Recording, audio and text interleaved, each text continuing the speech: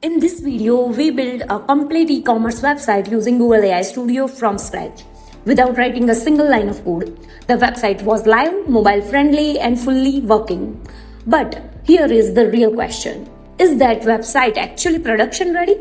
Because in real life, a website that looks perfect can still have hidden bugs, broken flows, validation issues, or things that fail when real users start using it. So, in this video, we are taking the next step. I am going to show you how to take the same AI built e-commerce website and make it production ready. First, we will connect the website code to Cursor so we can properly manage and review the backend and coding part.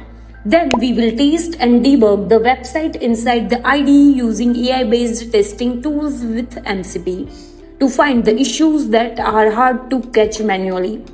And finally, we will review the full website again, checking the functionality, user flow, and overall stability. So you know exactly what to fix before sharing it with the real users or clients. This video is extremely important if you are building website or apps using AI tools because building is easy, but testing and debugging is what makes it professional. If you are learning from my videos, make sure to subscribe to the channel because I share the real practical AI workflows like this step by step. And also join my Telegram group where I share all the prompt tools, scripts, and extra tips that I can't put inside the video. Alright, so let's begin it. Now that we already have our AI built e-commerce website ready, the next important step is to bring this project into a proper development environment. For that, we are going to use Cursor. So first, let me quickly explain what Cursor is and why we need it. Cursor is an AI-powered code editor, also known as an IDE. An IDE is basically a workspace where developers manage codes, files, and logic of a project. But the good thing about Cursor is that it is AI first, which means you don't need deep coding knowledge to use it. You can simply talk to Cursor in plain English language, ask it to explain files, find issues, or even help you to fix things. That's why Cursor is preferred for people like us who are building apps and websites using AI tools. Now, Cursor is not the only one IDE available. Some similar tools are VS Code, Wildsurf, Anti-Gravity, and other code editors.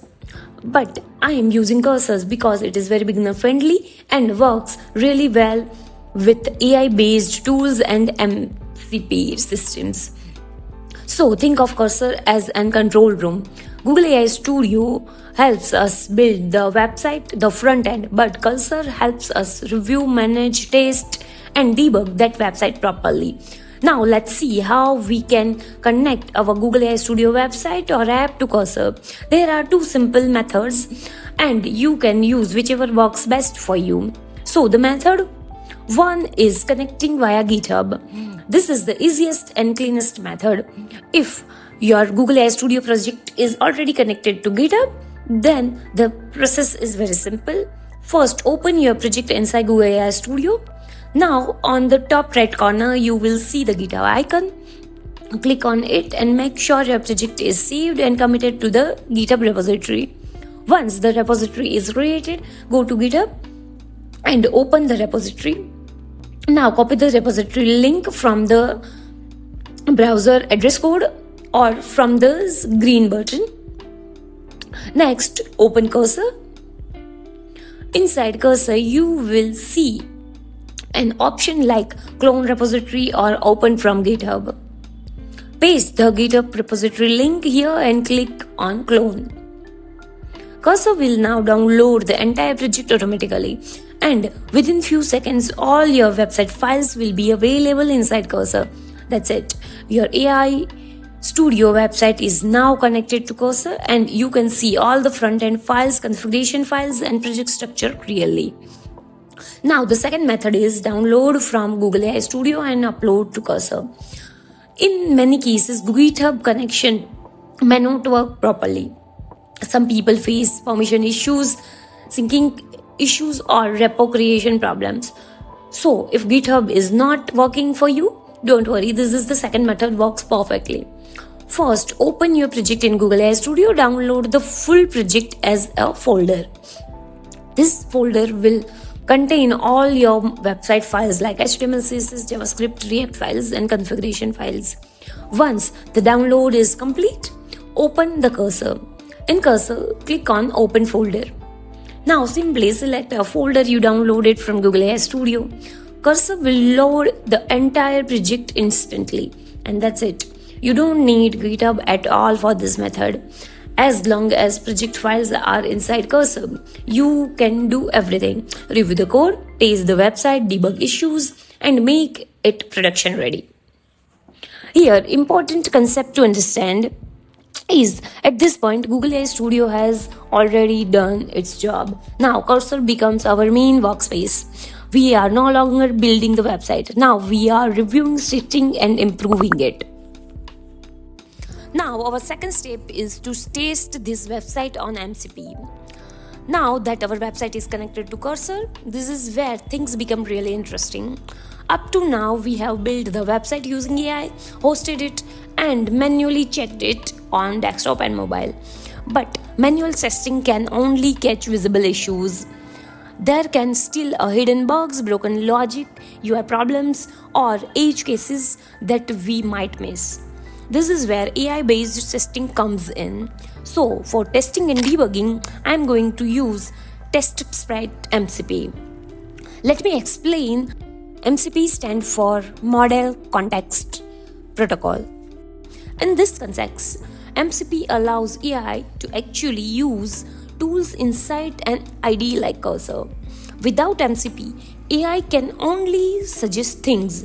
With MCP, AI can analyze your project, generate test cases, run tests, and even help to fix issues. So, TestSprite MCP works like an AI tester that lives inside Cursor. This is especially useful for AI build websites and apps because AI can build very fast, but testing everything manually takes time. But why we are using TestSprite MCP here? We are using it to test and debug the website we already built. This helps us answer questions like, are all pages working correctly? Are buttons behaving as per expected? Are forms handling errors properly? Are there any UI or UX issues? Are there any broken flows that users might face? These are things you should always check before calling a website production ready. So, first, let's install it. First, open the TestSprite website in your browser. If you don't have an account yet, simply sign up. The sign up process is quick and straightforward. Once you are logged in, you will land on the TestSprite dashboard. Now, from the left menu, go to MCP test. Inside this section, you will see an option called Quick Install. Click on Quick Install. Here, TestSprite will ask you which IDE you want to use. Since we are using Cursor, select Add to Cursor. Now, click on that option. Your browser will ask for the permission to open Cursor, so allow it. At this point, you will be automatically redirected to Cursor. Inside Cursor, a simple pop-up will appear asking whether you want to install TestSprite MCP server. Now the next step is API key setup. To activate TestSprite MCP, we need an API key. So I'm opening the TestSprite dashboard in the browser. In separate tab, inside the dashboard, go to settings and then API keys. Here I'm generating a new API key. Once the key is generated, just copy it. Now come back to the Cursor, paste the API key here when it asks for it and save. That's it. TestSprite MCP is now fully connected and active inside Cursor. You can see this. Up to now, we have only checked the website manually by clicking around, but manual checking can miss a lot of things. So inside Cursor, I am now asking the AI to test this project for me with the help of TestSprite MCP. I'm simply giving a command like Please test this AI build website using TestSprite. Okay, I have given this command. I am selecting a supported AI model here, but the exact model doesn't matter much for this step. Once I do this, cursor automatically understands that it needs to use the TestSprite MCP tools. This is just a starting point because before running any tests, the AI first need to understand what this website is meant to be and what it should do. Things like product listing, cart flow, checkout behavior. That's how the testing process begins. Now comes the interesting part. We are not going to manually write test cases. Instead, we will let AI understand what our website is supposed to do. For that, TestSprite asks for PRD, which stands for Product Requirement Document. Don't worry, this sounds technical, but it's actually very simple. A PRD is just a document that explains what the website is, what feature it should have, what users are expected to do on it. The same for apps also. In our case, this is an e-commerce website, so our PRD can simply describe things like product listing, cart, checkout, and order flow. If you already have a document like this, you can upload it here. And if you don't have one, you can create it by just asking to ChatGPT based on your website or app or whatever you are building. For this demo, I am uploading a simple PRD so the AI clearly understands what to test. Once the PRD is uploaded, click Continue. Now, TestSprite MCP start analyzing our project. First, it looks at the existing code and structure of the website. Then, it creates a summary of the project so the AI understands how everything works. After that, it automatically generates a test plan. This test plan includes what pages to test, what buttons to click, what users flow to verify, what edge keys to check. All this is created automatically. We don't need to write anything. Now that the test plan is ready, the next step is test execution. At this point, the cursor already knows what to test because TestSprite MCP has the full context of our project and the PRD. So the AI starts running the test automatically. Behind the scene, it opens the website, navigates through pages, clicks buttons, fills forms, and checks whether everything behaves as expected, just like a real user, but much faster. Once the test finishes, we can get a test report also. This report clearly shows which test passed, which failed, and exactly where the problems are. Instead of guessing what's wrong, we have a clear, structured feedback based on a real test cases. Now comes the most powerful part. Based on this failed test, cursor can start auto-fixing bugs because the AI knows what the feature should do, what actually happened, and which test failed. It can automatically modify the relevant codes to fix the issue. After applying the fixes, the test can be run again to verify everything.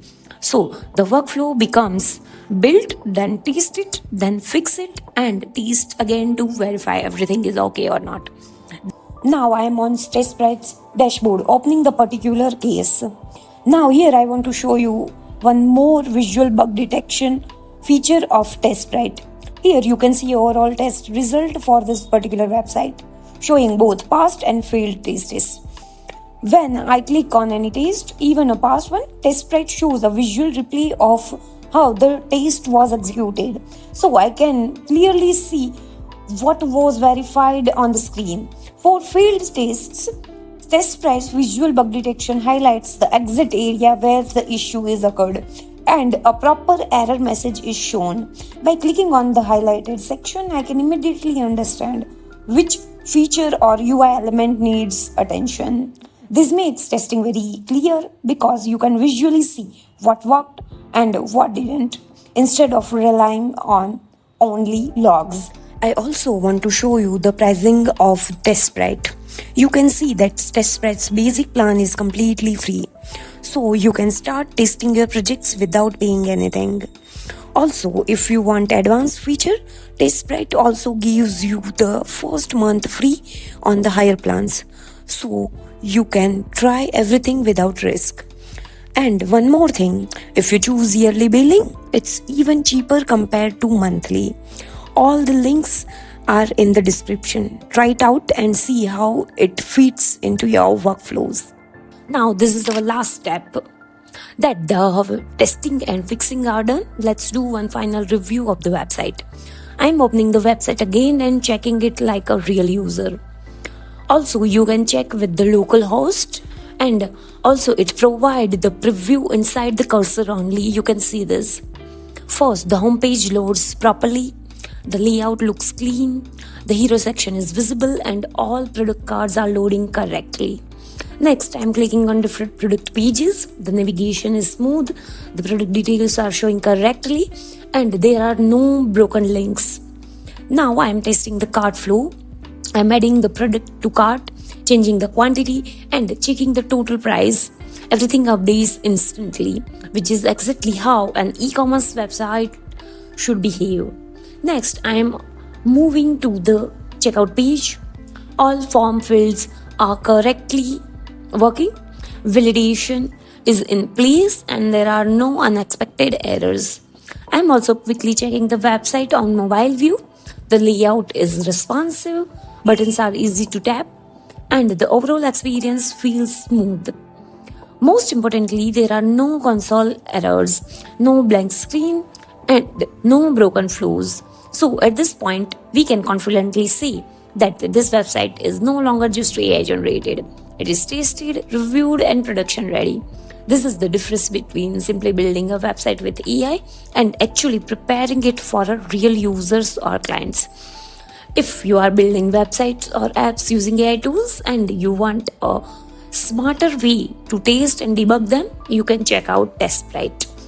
It helps automate testing directly inside the IDE and especially useful when working with AI generated projects. I have added the link in the description if you want to explore it further. Now coming back to the video, today we took an AI built e-commerce website and turned it into a production ready website by connecting it to cursors, testing it properly, fixing issue, and reviewing everything like a real user. This is the workflow you should follow if you plan to share your website with real user or clients. If you found this video helpful, please like the video and subscribe to the channel because I share practical AI apps and website building tutorials like this. Also join my Telegram group. I share all the prompts, scripts, tools, and extra tips over there. And please do comment your views on the below so I can get to know you like my videos or not. Also tell me on which